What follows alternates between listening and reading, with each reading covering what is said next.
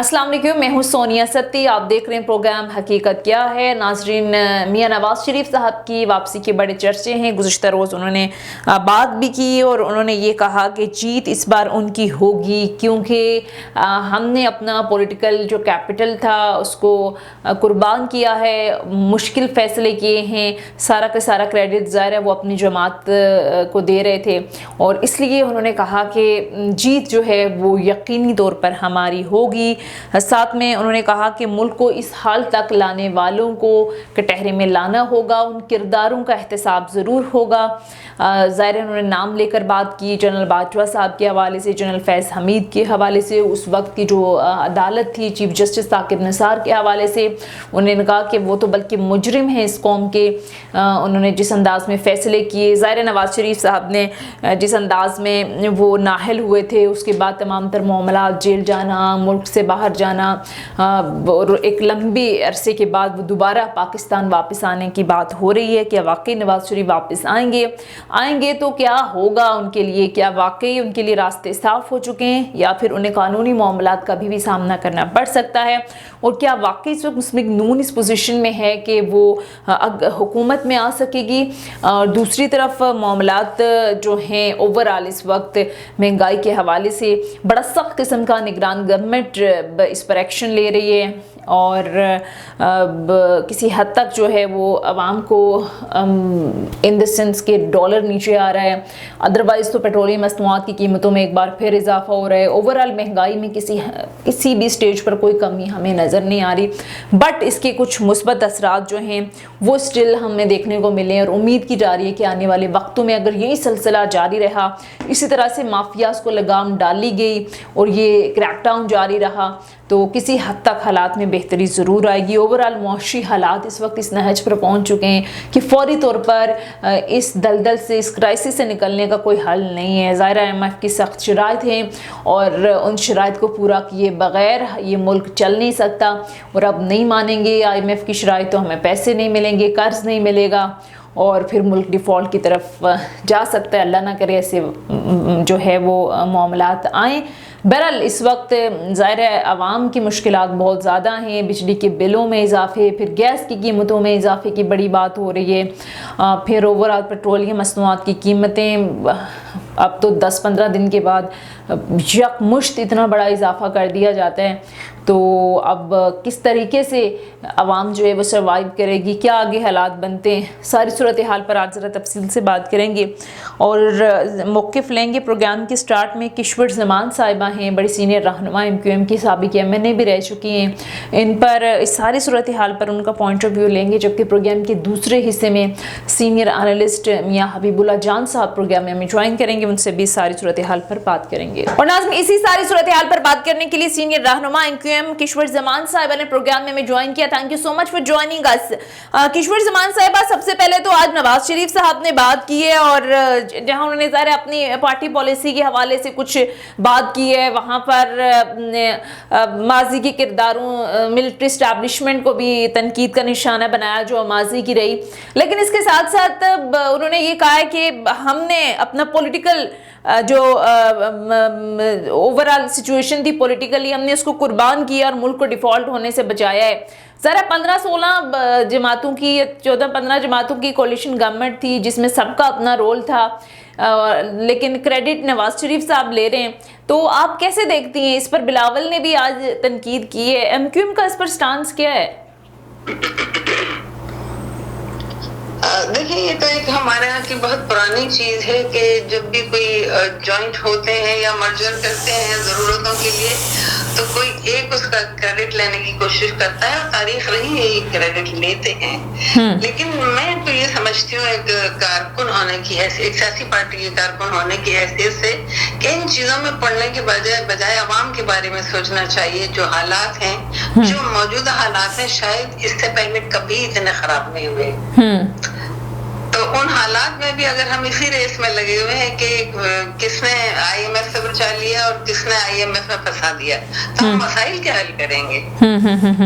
तो आपको क्या लगता है इस वक्त जो ओवरऑल एक सिचुएशन है महंगाई की, ओवरऑल अवामी मुश्किलात की जो है, आपको लगता है कि ये किसी एक जमात के बस में है इस मसले को हल करना? और दूसरा, इलेक्शन होते हुए देख रहे हैं, इलेक्शन पर पीपल्स पार्टी तो बड़ा खुलकर सामने आ रही है, वो कह रहे हैं मुल्क जमहूरियत, इलेक्शन में ताखीर इसकी मुतहम्मिल नहीं हो सकते, तो आपका स्टांस क्या है? देखिए, बड़ी अनसर्टेनिटी है हालात में, क्योंकि मुझे नहीं मालूम कि ये क्रेडिट, वही मैंने आपसे जैसे कहा ना कि क्रेडिट लेने और क्रेडिट छीनने के उससे हम वापस नहीं निकल रहे हैं, कि अगर IMF में कुछ रिलीफ दिया है तो कितने दिन का है? 8 माह का, 9 माह का। अवाम को अपना मुस्तकबिल भी नजर आ रहा है, मौजूदा हालात भी नजर आ रहे हैं। आप खुद देखिए जिस तरह से महंगाई बढ़ रही है, कोई इसकी जिम्मेदारी लेने को नहीं तैयार, लेकिन इसकी जिम्मेदारी सबके ऊपर बनती है। आप जिस जमात का भी जिक्र कर रही थी कि जहां 15-16 लोगों ने भी अपने आप को मर्ज करके और हुकूमत करने की कोशिश की, लेकिन देखिए 16 माह भी कम होते हैं, लेकिन बहुत कम भी नहीं होते कि आप कुछ भी ना कर सकें। आपको नजर आता है कि 16 महीना में कुछ हुआ? मेरे ख्याल में तो नहीं हुआ। बिल्कुल। आप ये बताइए, आप ड्राइंग्स देखिए सारी और अखराजात देखिए। तो आप भी तो कोलेशन थे उस वक्त, आप लोग भी तो वजारतों के मजे लेते रहे, उस वक्त आप खुलकर बोलते कि भाई अवामी मुफाद के लिए क्या कुछ हो रहा है। ये लोग तो ज़ाहिर है government vote of no confidence को ये जवाब बनाकर लाए थे कि महंगाई है, हम इसको ख़त्म करेंगे, आप लोग भी इनके साथ बैठे थे, तो आप लोग में तो कहीं ना कहीं कसूर है कि उस वक्त आपने अवाम की बात नहीं की, महंगाई के हवाले से बात नहीं की। किसने कह दिया आपसे कि अवाम की बात हमने नहीं की? किसने कह दिया ये?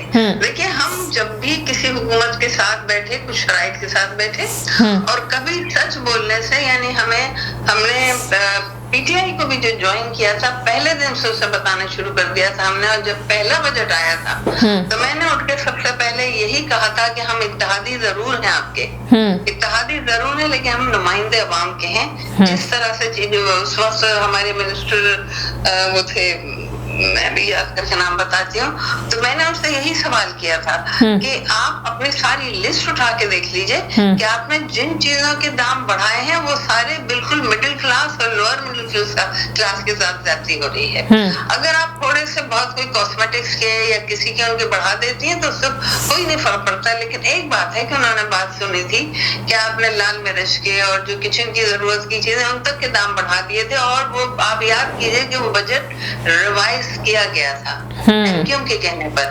मैं MQM की नुमाइंदगी कर रही थी, हमने किया था, और हम आज भी कुछ भी हो हम अवाम के साथ खड़े हुए। अभी देखिए हमारे शहर में भी, हमारे उसमें भी अभी बहुत सारी चीजें हमारे सामने आती हैं कि मिसाल के तौर पे कॉलेजेस की फीसें बढ़ा दी जाए, हम नहीं उसके ऊपर इत्तेफाक कर रहे कि नहीं आप दूसरे जरिए निकालिए, लेकिन ये स्टूडेंट जो बेचारे इतनी मुश्किलों से, हम तो वैसे भी तालीम में देखिए बहुत पीछे रह गए अपने गलतियों की वजह से, और उसमें अगर हम एजुकेशन के फील्ड में आके अगर फीसें बढ़ाएंगे और क्या करेंगे, हमारा तो ब्रेन पहले ही ड्रेन कर गया मायूस होकर। कितने लोग चले गए, कितने इंजीनियर चले गए, डॉक्टर्स चले गए, कभी इनसिक्योरिटी की वजह से, और कभी वो केयर उनको स्टूडेंट्स को नहीं मिली तो वो ब्रेन ड्रेन होता चला गया हमारा।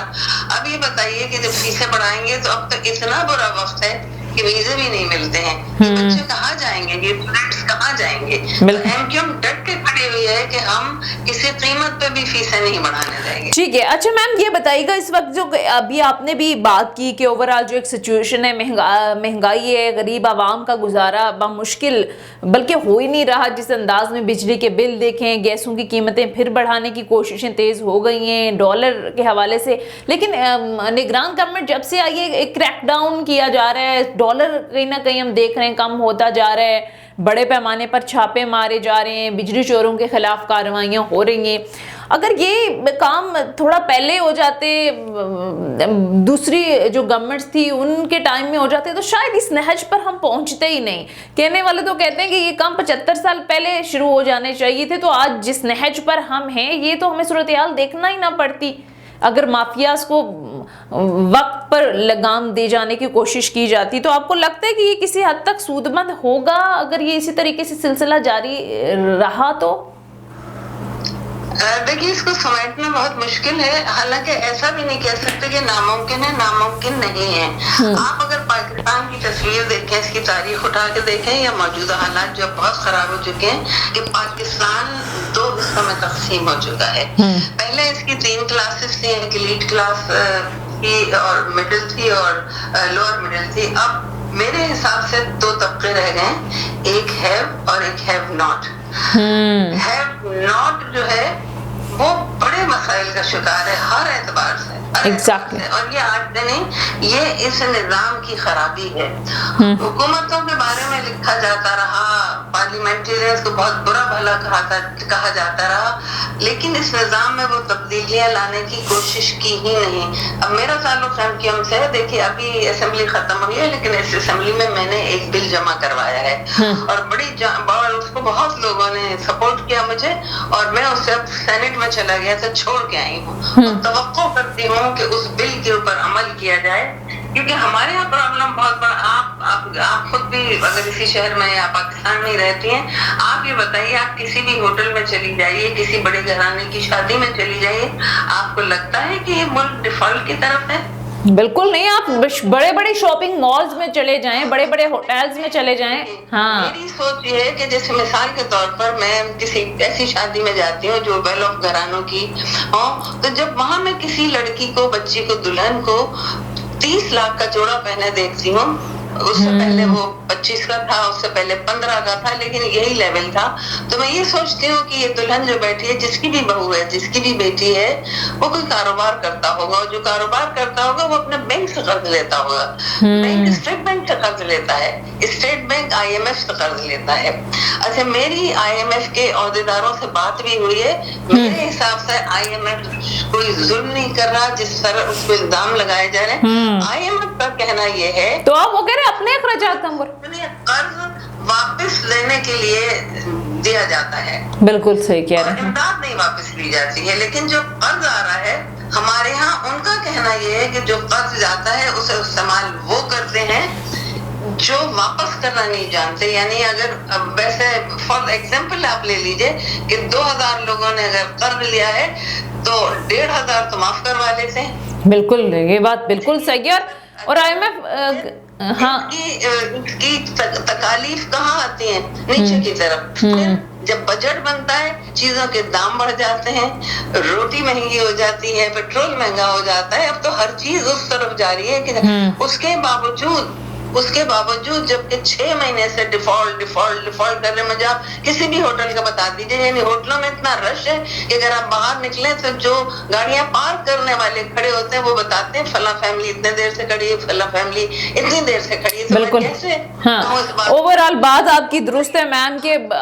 हाँ, बिल्कुल। आम आदमी को भी पता है कि पाकिस्तान से कितना पैसा निकल के बाहर चला गया गैर कानूनी तौर पर। आप क्या समझते हैं IMF का कर्ज इतना है कि सारे लोग अपना पैसा वापस लाएं तो नहीं उतार सकेंगे? बिल्कुल सही कह रहे हैं। हमारी रोटी के पास पैसे काट के कर्ज उतारा जाएगा। बिल्कुल, और ये हर हाल में भुगतना आवाम को पड़ता है। और ये बिल्कुल आप सही कह रहे हैं। पिछले इतने सालों से यही हो रहा है कि गरीब से गरीब तर हो रहा है और एलीट तबका अमीर से अमीर तर हो रहा है। कोई चेक एंड बैलेंस नहीं है, माफिया को लगा। बिल्कुल, हाँ। और बड़े अफसोस की बात यह है कि ले देखे, क्योंकि देखिए मैं भी पार्लियामेंटेरियन रही हूँ 3 टेन्योर में। बिल्कुल, मैंने बहुत करीब से देखा और काम किया कि पार्लियामेंटेरियन को तो बाकायदा धकेल के दीवार से लगाया जा रहा है। बिल्कुल, ये कहीं ना कहीं, लेकिन मैम हमारे तो सियासतदानों की भी तो गलती है ना, अपने टाइम पर फिर।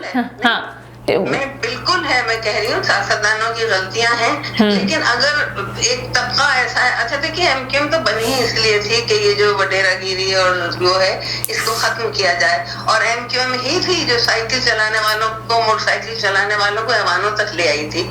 लेकिन आज हम खुद भी मजम्मत करते हैं कि जहाँ कहीं भी ह्यूमन राइट की वायलेंस की जाए, आज PTI के लोगों के साथ की गई है, लेकिन हमारे ऊपर जो वायलेंस की गई वो उसके आगे कुछ भी नहीं है। लेकिन फिर भी मैं मजम्मत करती हूँ, बल्कि आपके मीडिया के थ्रू ये जो कल एक MPA की बच्चे की डेथ हुई है, छोटे से की, जो बाप को जब गिरफ्तार करके ले जा रहे थे तो वो बच्चा बहुत रोता रहा और वो बीमार हो गया, कल उसकी डेथ होगी। बिल्कुल बिल्कुल, दुख है ये। लेकिन आपको मालूम है हमने तो कितने बच्चे हमें मारने پڑے. ہمارے آپ اسلام آباد میں اگر بیٹھیے تو آپ مرگلہ میں ہمارے یہاں اجتماعی قبریں ہمارے نوجوانوں کی ہیں. نہیں بات کچھ ہم نے بتا دیا ہے. چلیں یہ سسٹم ختم ہونا چاہیے. بالکل. یہ جبر اور یہ زبردستی کسی کے اوپر بھی نافذ کرنا جو ہے وہ اس ملک کی تباہی کا نام ہے. بالکل. اور جمہوریت کے لیے نقصان دہ ہے. جو پولیٹیکل جماعتیں خاموش ہیں ساری صورتحال کو لے کر, آج ایک بھگت رہی ہے, کل دوسرے پہ بھی آنا ہے. تو بہرحال وقت جماعتیں کھڑی بھی ہوتی ہیں. میں آپ کو بتا رہی ہوں نا کہ آج بھی ہمارے لوگ لاپتہ ہیں, آج بھی ہمارے لوگ جیلوں میں پڑے ہوئے ہیں. لیکن ایسا نہیں ہے, ہم اسمبلیوں میں بھی کھڑے ہوئے ہیں. ہم پاکستان سے شدید محبت بھی کرتے ہیں, ہماری مجبوری بھی ہے. لیکن یہ ضرور ہے کہ اگر سب ساتھ کھڑے ہو جائیں, ہاتھ ملائیں اور سوچیں کہ اس پاکستان کو بچانے کے لیے انصاف قائم کرنا پڑے گا. اپنی آدھی روٹی توڑ کے دوسرے جو بھوکے کو کھلانی ہوگی. ہمارے اندر شیئر کرنے کی صلاحیت ختم ہو گئی ہے بالکل. ٹھیک ہے, بہت بہت شکریہ MQM کی سینئر رہنما سابق MNA کشور زمان صاحبہ پروگرام میں ہمارے ساتھ موجود تھی. بہت شکریہ میم آپ کے وقت کا. ناظرین مختصر بریک کے لیے کہا جا رہا ہے, بریک لیتے ہیں, بریک کے بعد واپس آئیں گے. اسٹے ود اس.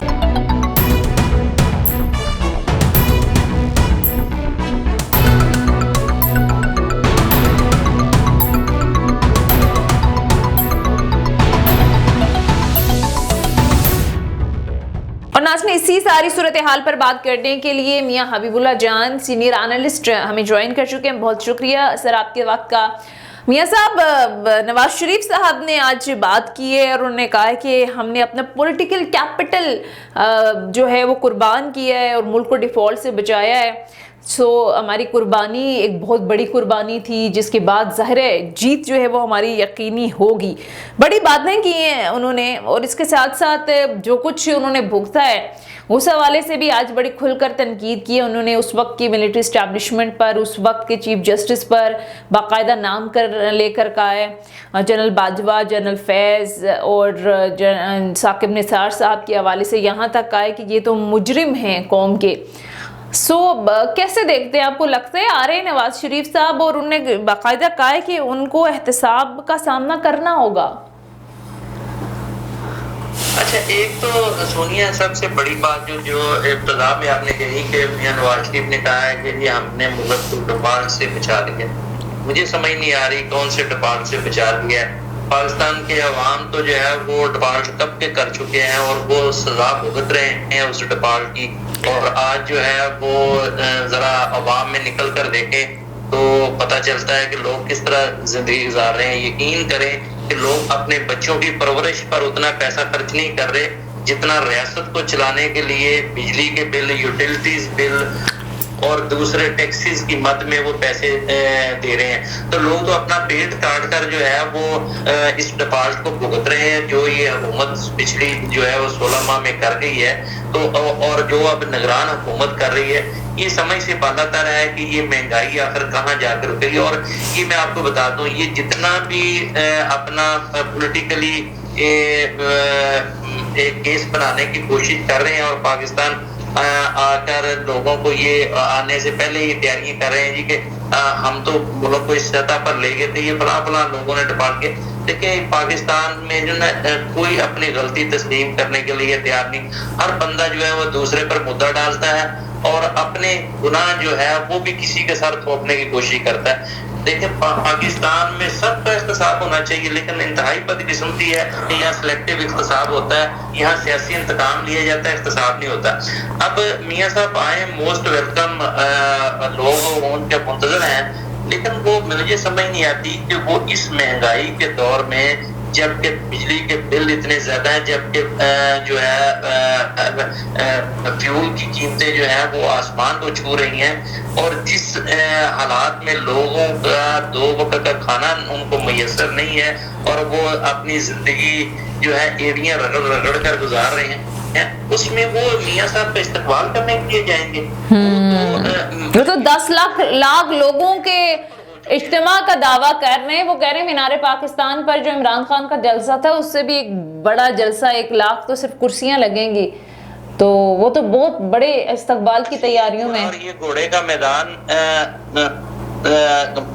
یہ مینار پاکستان بھی دور نہیں ہے. موسٹ ویلکم, میاں صاحب آئیں اور پھر وہ یہ بھی بتائیں کہ وہ 4 سال تک کیوں نہیں آئے, وہ 50 روپے کا اسٹامپ دے کر جو ہے وہ ضمانت دے کر 2 مہینے کے لیے گئے تھے, اور پھر ان کو 4 سال کیوں لگے, اس کا بھی ذرا وہ عوام کو بتائیں. اور اچھی بات ہے آگے وہ عوام کو فیس کریں اور اپنے مقدمات بھی. آپ کو لگتا ہے مقدمات کا سامنا کریں گے, جیل جائیں گے, یا آپ کو لگتا ہے کہ بس سارے کے سارے معاملات اب طے پا گئے, سارا راستہ صاف ہے میاں صاحب کے لیے؟ اچھا یہ بہت اہم سوال ہے. اس سے یہ کیونکہ اصولی طور پر تو ان کو جب وہ پاکستان آئیں گے تو ان کو اپنے کیسز کا سامنا کرنا پڑے گا, لیکن یہ پاکستان ہے, یہاں ہر چیز مینج ہو جاتی ہے.